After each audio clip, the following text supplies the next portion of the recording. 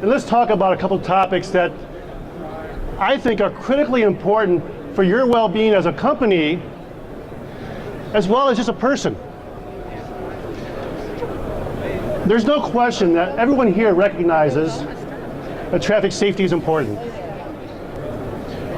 But we can all say traffic safety is important, but what are we doing about it at your work and at home to really make a difference and to really have an impact so that you are saving lives and saving money?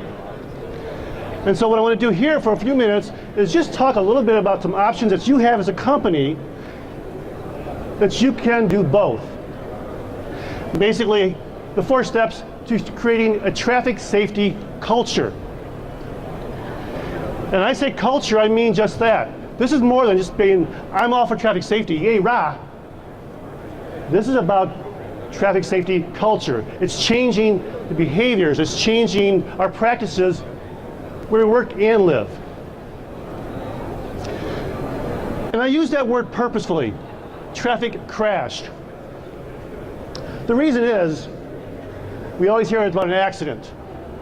Well, an accident really means, or implies at least, no one's at fault. That it just happened. Traffic crashes, 90% of them are human error. That's why it's a crash, it's not an accident. We can prevent these. You can prevent them at your home, you can prevent them in your company. But in reality, what's really going to impact everybody here and everybody else out there is a traffic crash. We have a murder every 37 minutes. Every 16 minutes is a traffic fatality. That's where we start having the impact to us. And even more so, cause of death, for unintentional causes of death.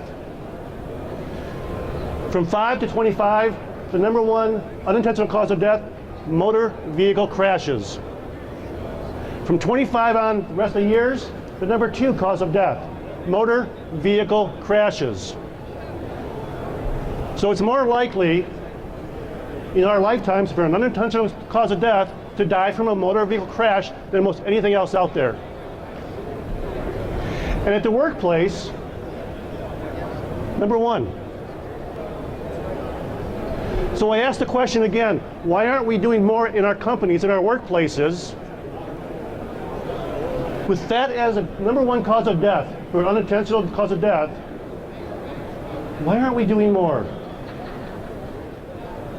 Now that's all well and good to say, again, traffic safety, but where's the what's in it for me?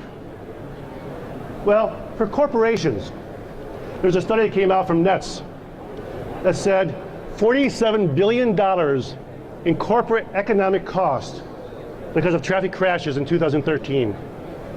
47 billion. 25 billion of that was from on-the-job crashes. 22 billion of that was off the job. So the point to take from that is, it doesn't matter if it's on the job or off the job, it's impacting where you work at. It's having an economic cost to your company. So how do we change this whole economic thing? How do we change this culture and not focus on traffic safety, but a traffic safety culture? Well, the first step is leadership. It absolutely takes the top up to say, this matters. We're going to make a change here because I care about my employees and I want to save the company at the bottom line. So there's 4 tips to get into it. The first one is educate. Now, who here does not know that you shouldn't drink too much and drive? Anyone not know that? Okay, there's a couple, but the vast majority of everybody here says they know that you shouldn't do that, right? So education, we've actually gotten some of that out there already. But we still haven't got success yet. We've been working on education for decades. But keep in mind too, education can be even broader than just that one little tagline. I don't know if you know this or not. That one drink, that first drink you have, you have already impacted your ability to drive. One drink starts to affect our bodies.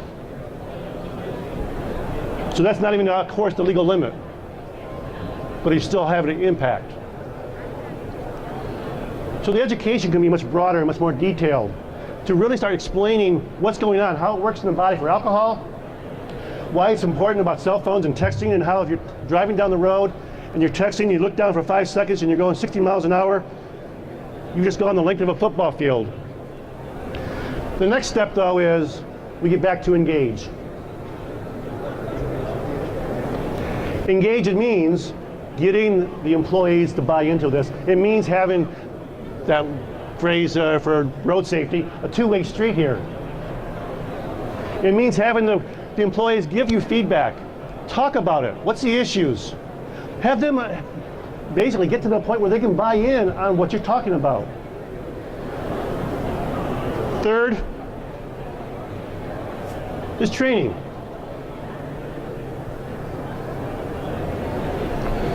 Education is great, have to have it. The engagement's important, critical. But if we don't learn how to do certain things, if we don't practice doing certain activities,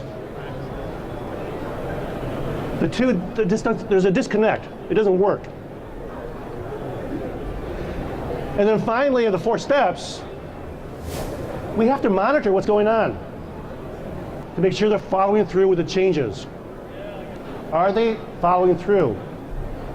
Because if we don't know when something's not being done, if we don't know that they're not following through, 1, the message isn't getting out, and 2, there's no impact to safety then. And that's why it's critically important here as well. Yes, companies, you have to monitor your employees if they're following what you've set out as your rules and policies, practices, whatever word you want to use. And so having that effort of making sure that they're following through and doing what you want is absolutely critical here. That's why it's all 4 of these aspects. But here's the other thing too. Behavioral change is not just by having a consequence.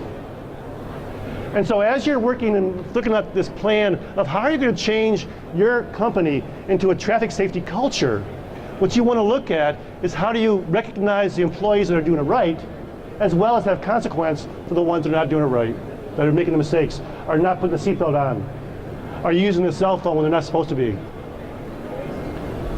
You want both incentives and sanctions, and that's what's then going to say, this matters. Of course, those are the 4 steps. There's a little bit more than that, though. How many times have we put together a policy, a manual on something? Okay, check it off, it's done. Now we'll put it right back up here in the bookcase. Turn on, I got that done, now I go, what's next? With traffic safety, to make it a culture, this is not a one-time thing. It's an ongoing process. It's an absolutely thing that happens every week, every month, every year. The topics that are out there are, I guess, not endless, but there's an awful lot of them. I've mentioned a few already, obviously. Cell phones, distracted driving in general, eating a sandwich while you're driving. Seatbelts, speeding, aggressive driving, drowsy driving. The topics are out there without a doubt to talk about and to share and to raise and elevate the information for your company and your employees. And the beauty is as well that there is always this opportunity to tie it in with other things right now. For example, did you know that April is Distracted Driving Awareness Month? And I see some heads nodding yes. There's a perfect time now to say, this is what this is right now, here's why we're talking about it. May, Motorcycle Awareness Month. Share the road for motorcycles. Again, another opportunity there. How about when we change the clocks of our, for daylight savings time? I don't know if you heard it or not, but there was a lot of talk at that time about drowsy driving because of the time change. And so it's that kind of effort Easy to tie in with what's going on around us. And even better, when we're talking about a traffic safety culture, what could be the best of all worlds is that when they take it home to their husbands, their wives, their children, their parents, and the community that you're working in and you're all living in becomes a safer place to live. That's when you know you're making a difference. That's when you know you're making a change in your culture, is when everybody's bought into it. But the idea here is, these are the kind of topics that we can all absolutely buy into, because as we saw at the very beginning, this impacts all of us. This impacts where we work and where we live. It impacts our children, our parents, our family, cousins, friends, and aunts and uncles. And you name it, it has had that impact on our lives. So I come back to one of the original questions here. If this is something that you can do to save the lives of your employees, to protect them from injuries, to reduce the number of fatalities and injuries that happen at your company and your workplace, why aren't we doing it now? Why aren't we changing the culture now and making a difference to those of us, the rest of us, and to those that matter to you?